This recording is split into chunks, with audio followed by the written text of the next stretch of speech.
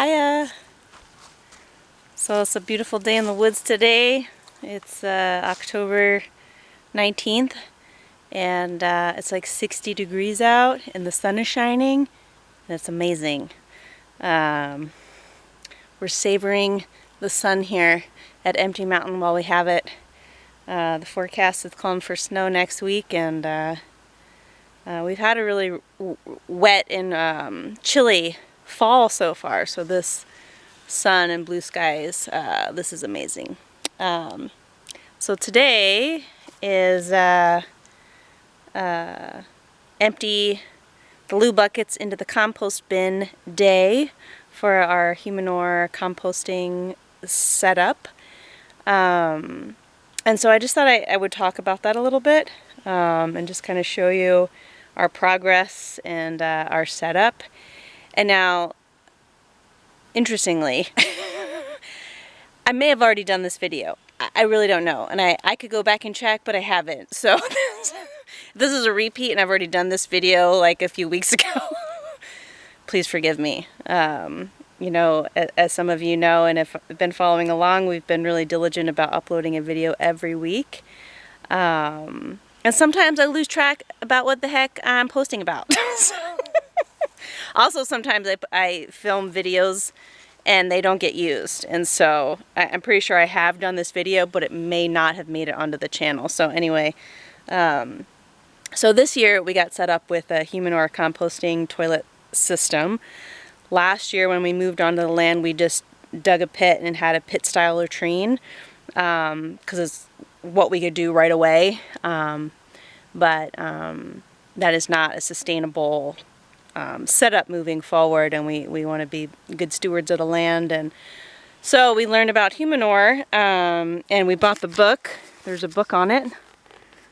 And our friend Nikolai shared with us about the ins and outs of it, and super appreciative of him and turning us onto the system. So anyway, we discovered that now that we're getting things down a little bit, that it's helpful for Mike and I to divide and conquer and sort of tag team the compost bin deposit, which right now we're doing. We're on average, we load the loo buckets into the compost bin twice a month. So we discovered last time that we did this that if he does the unloading of the buckets into the bin and then I wash the buckets, that's kind of the best way to make use of both of our time and energy and talents.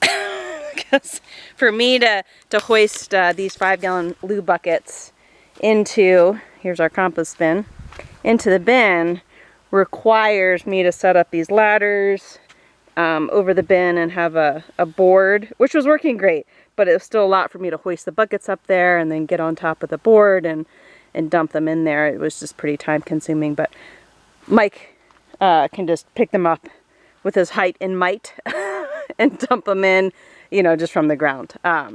So he does that. These are empty now, and then I will wash them and dry them in our glorious sunshine today.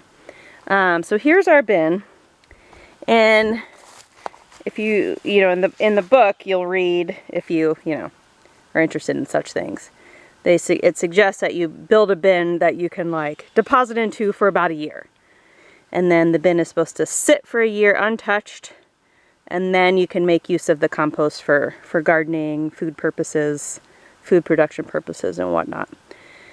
So as you can see, I mean, you know, we're I get, you know, around half full, a little less than half full. And so I reckon what we'll do is like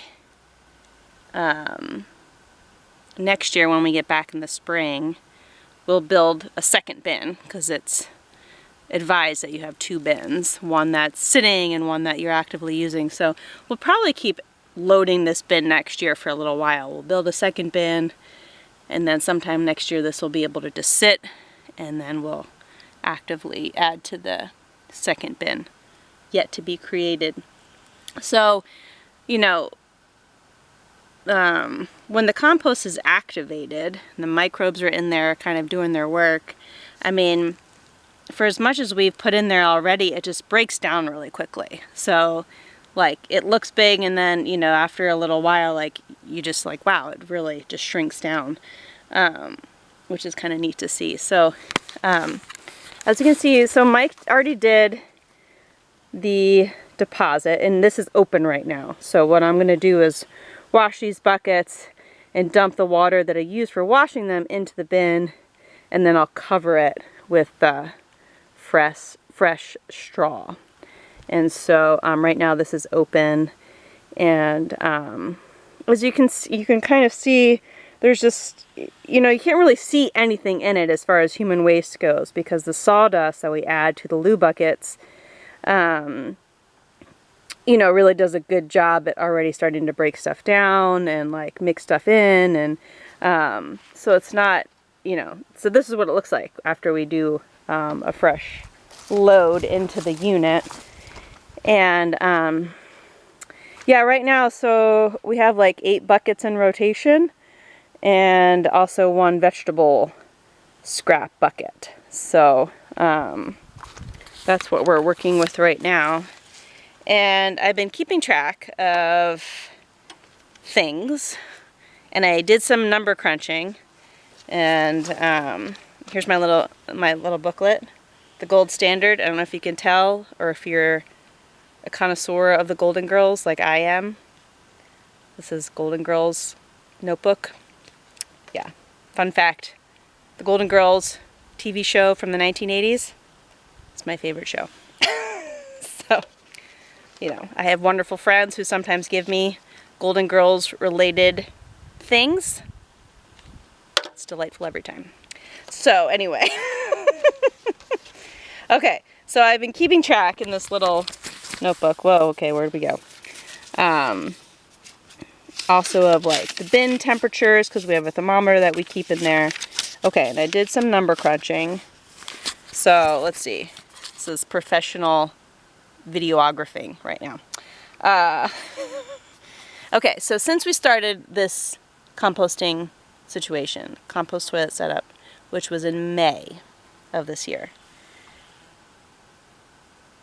if I've done my number crunching correctly, we've had 11 deposits of loo buckets into the bin. And there were 52 buckets, including the ones we just put in. So 52 5-gallon buckets. But I'm going to say they're about 4 gallons each, because we don't fill them all the way full.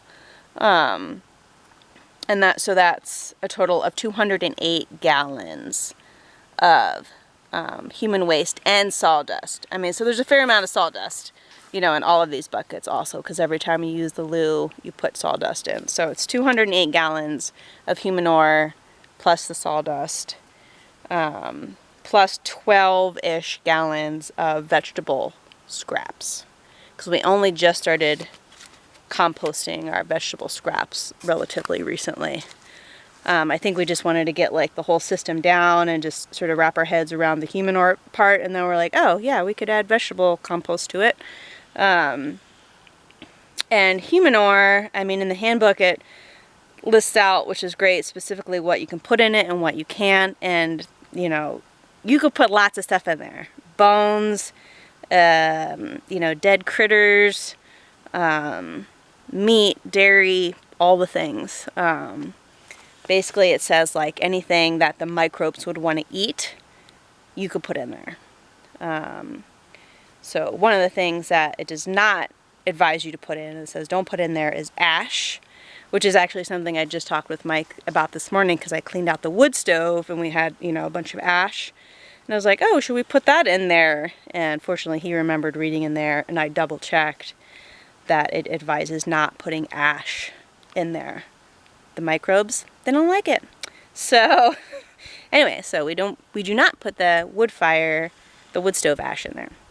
But everything else is kind of, you know, fair game. So so yeah, that's kind of our stats of where we're at with the compost bin setup.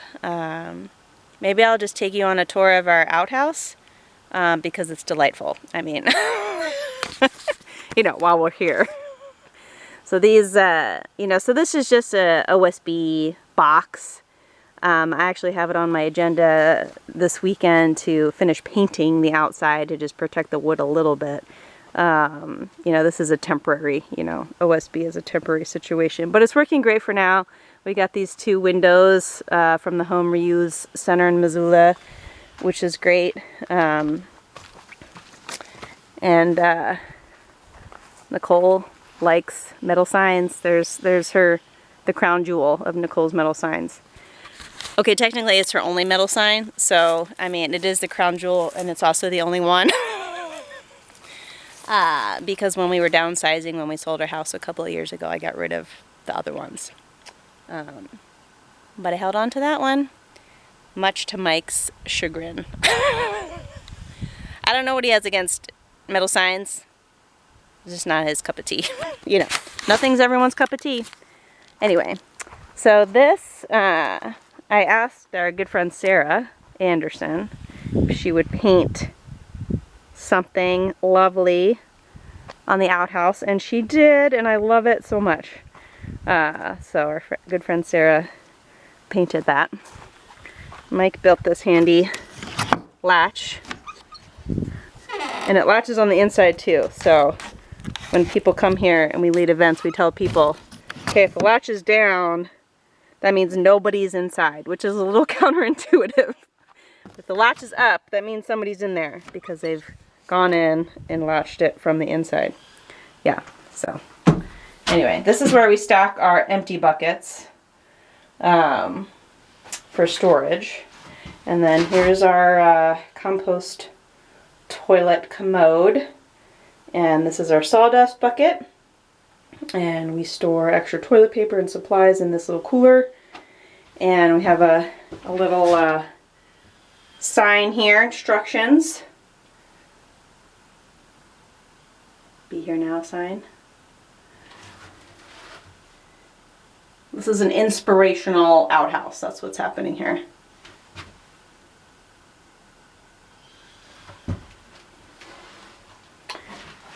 And, oh here, I'll sit on top of the loo here.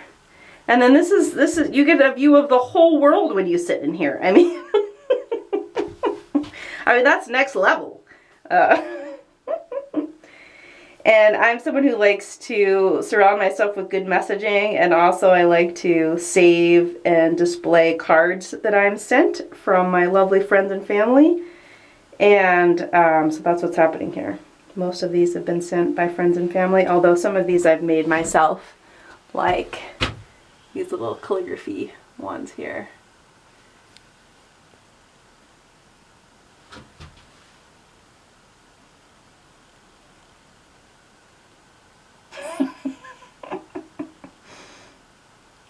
You know, so just good messaging. Who doesn't need more good messaging in their world? I don't know. I know I do. So I surround myself with it. So thanks for taking the little outhouse tour. Yeah, so Mike did his portion of the compost unload of the buckets, and now I'm going to do some washing of the buckets and put them out to dry. And yeah, I guess that's it. If you haven't been able to tell, if you've been following along and you haven't been able to tell yet, we just wing these videos. I literally have a loose idea of you know, what our subject will be, or subject matter will be, and then I just press record and do a thing. I mean, so that is our highly sophisticated methodology of filming these videos. So anyway, thanks for hanging in there.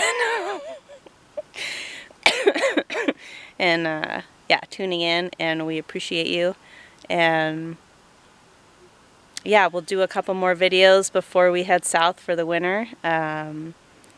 and you know, we'd like to get to the point where we can winter over here in our lovely home state of Montana, but we're not there yet, and it's also a great delight for us and a boon to our practice to go where we go in the winter, which is Deer Park Monastery, and we've been going there for retreat stays for the last 9 years, and so it's also a home away from home for us, and a space that we dearly love going to. So it's you know, so all that's happening too. But anyway, so thanks for tuning in. We'll see you later. Bye.